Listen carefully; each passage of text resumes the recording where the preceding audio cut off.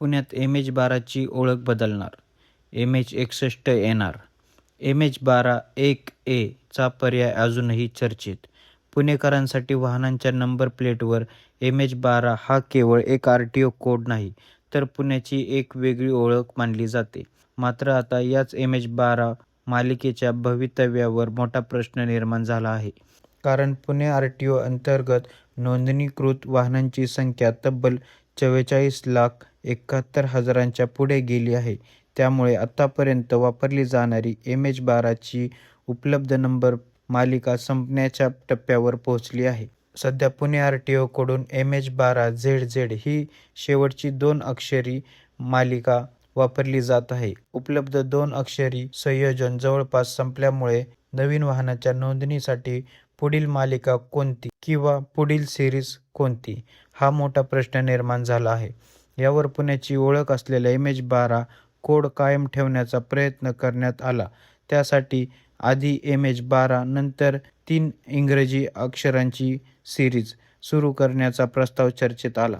उदाहरणार्थ MH12 AAA 1 2 3 अशा प्रकारचा नंबर देता आला असता.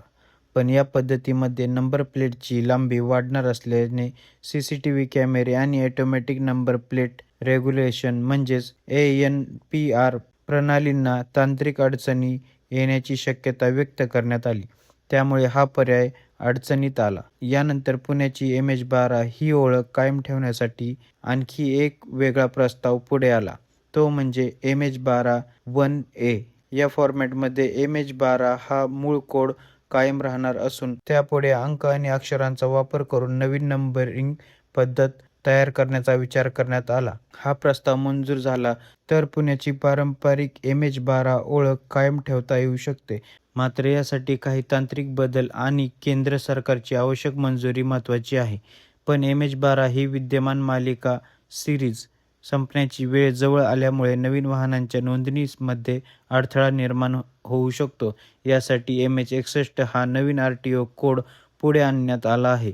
म्हणजेच MH12ची सिरीज संपल्यानंतर पुण्यात नव्या वाहनांना MH61 क्रमांक मिळण्याची शक्यता आहे.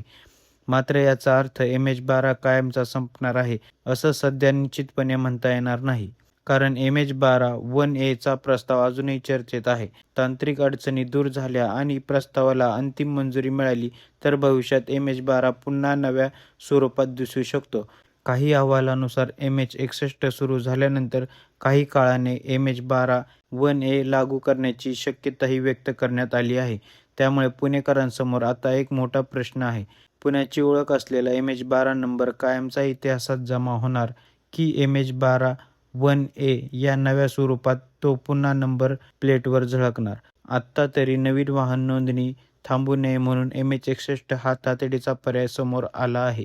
तरी पुण्याची जुनी ओळख कायम ठेवण्यासाठी MH12 1A या पर्यायाकडे लक्ष लागलं आहे. अंतिम निर्णय आणि तांत्रिक प्रक्रिया पूर्ण झाल्यानंतरच पुण्याच्या वाहन नंबर प्लेटची भविष्यातील खरी ओळख स्पष्ट होईल.